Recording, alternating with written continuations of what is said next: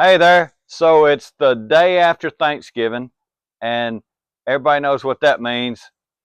Decorating for Christmas. No, seriously, traditions are very important to families. They sort of give you something to expect, but they also create memories. And we are a family who does not decorate for Christmas until the day after Thanksgiving. And when the girls were little, that's Waldo, my goose. I stood out here, started talking, so now he wants to talk.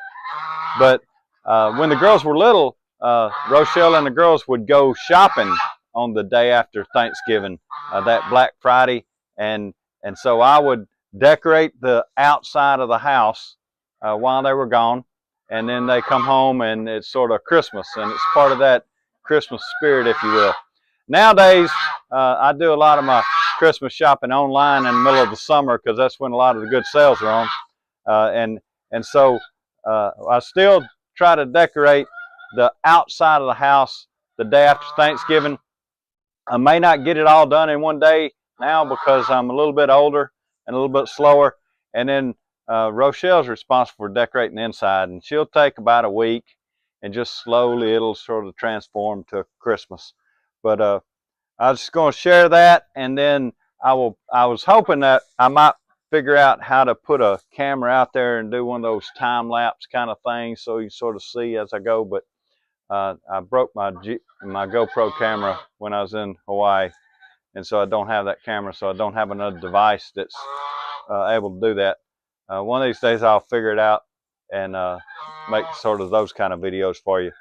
But anyway, I'll come back to you probably after we're finished and sort of show you what it looks like. But thanks for joining. See ya. All right, so here I am outside.